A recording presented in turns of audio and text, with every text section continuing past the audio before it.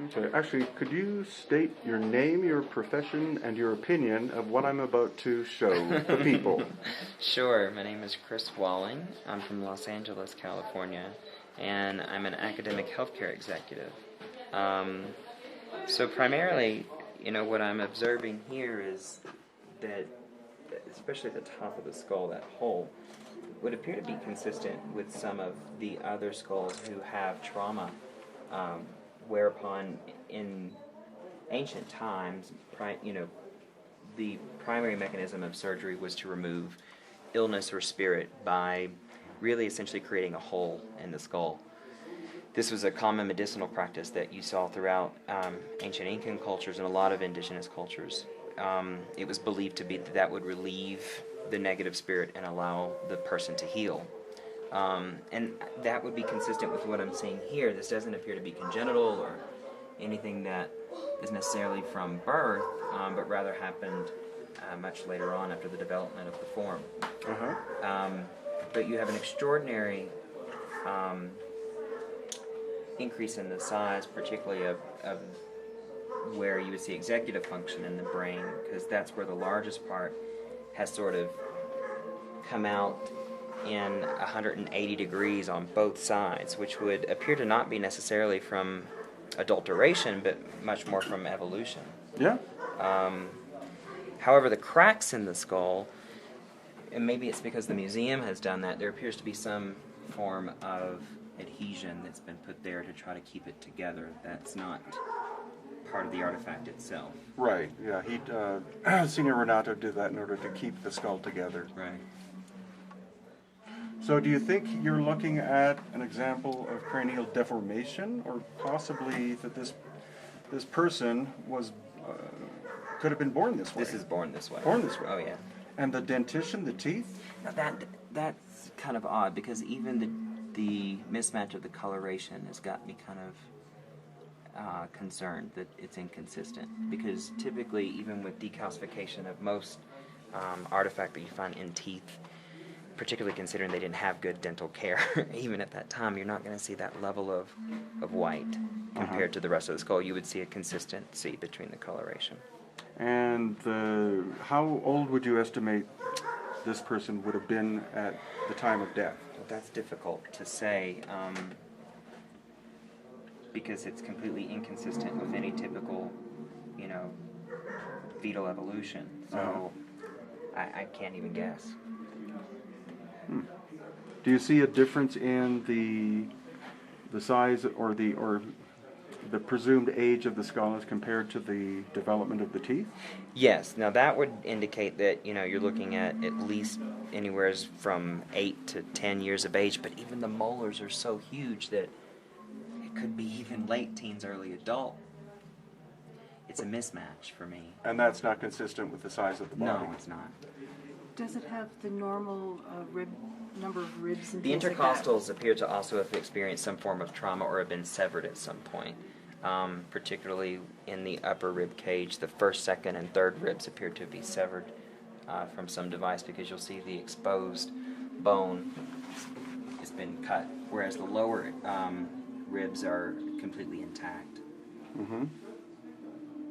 But what about number? Yeah, how about now the number you've got, from what I can see, You can see in the mirror. you've got a floating rib down here, which we all still have today. 1, 2, 3, 4, 5, 6, 7, 8, 9, 10.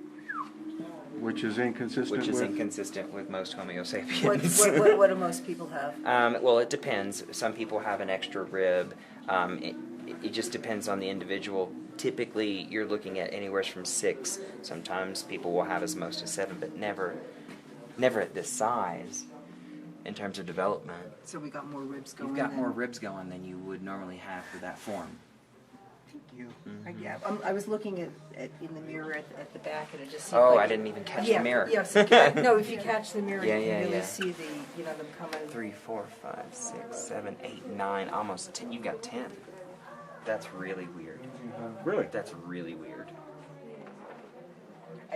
I'm looking and thinking, I don't know a It's lot about completely anatomy. genetically inconsistent. I don't know a lot about anatomy, but it looked weird. Yeah. So thank you for backing that up. Yeah, it is. It's Thank you. completely weird. And, function follows form, right? All throughout nature, meaning Sure. nature doesn't grow an arm unless the arm's going to be used, and nature isn't going to develop an intercostal unless there's something to protect. So that would indicate that the organs are displaced, maybe even reversed. That's kind of what that would tell me. You know, the reason that the rib cage forms here with such cortical tension is because it's protecting the heart, right? and lungs, yeah. But this appears to be inversed, right? Oh yeah, they get bigger as they go down. Right. So that inverse relationship tells me that they the do, organs don't they? might actually be inversed as well. Wow. So the heart is below. The heart might be down Right. where our kind of where our stomach now is. Right. Or even closer to the cervical spine, because you know Back. your mediasternum is here, Right. and you've got almost a superficial mediastinum that's developed on back where the spine would actually be. So in terms of formation, Uh-huh. so it's really strange. So in terms of the skull and the drawing, do you see any possible relationship, or is that too simplistic? It's a big of a leap because if you were to place tissue in and around the nose, it's going to come a lot higher, and I would imagine that there's going to be cartilage that's formed on this one just because of the place of where the jaw line is coming in. Uh-huh. So there's absolutely no cartilage on this artistic representation on the right. It seems to be simply just like a Chinese pug, like a dog, with no cartilage formation of the nose at all, whereas this skull is going to have some cartilage. There's no reason for there to be bone protruding that far out without there being some sort of superficial nose that comes out a little bit further. Oh, okay. Also, I'm looking at the drawing, and it doesn't seem to accommodate for the teeth. No.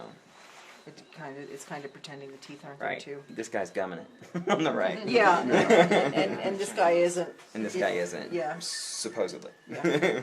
Yeah. So we are, in your opinion, though, we're definitely not looking at a Homo sapiens. You're not. No. If you are, you're looking at one that has severe genetic malformations. Mm-hmm.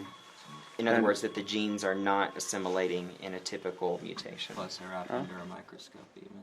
And they found this near here, hey, Ryan? Yeah, he found it on top of the mountain in a graveyard, on the side of a recently excavated grave or plundered tomb. Was it wrapped in some material? No, it was just kind of left like that. But do you see what I mean by the joint articulation here? Yeah, it's very weird. It doesn't follow any sort of consistency unless it's a quadrupedal organism. You're talking about the arm? Yeah. So a quadrupedal organism is going to need far more joint articulation lower on, what would be the tibular intersection. So here, Yeah. in order to have spring, Yeah. to be able to run, Yeah. on all fours. But So, but it's still not looking like anything we know on the planet. well, it could. I mean, Yeah. this could be, a weird dog corpse with a skull placed on top of it. Dogs have that many ribs? Usually, some breeds can, yeah. Okay. Well, he's actually taken it out before, and I photographed it. I can send you the photos. And it's connected. Yeah. Okay. Yeah, the spinal column goes straight up. Straight and up. through. Wow. And it's not, there was no sign of it being glued on or shoved on or anything like that. But unfortunately, the hands and feet. But it still doesn't It's missing. explain why we don't have a vertebral column back Right, there, right. does it? No, it doesn't.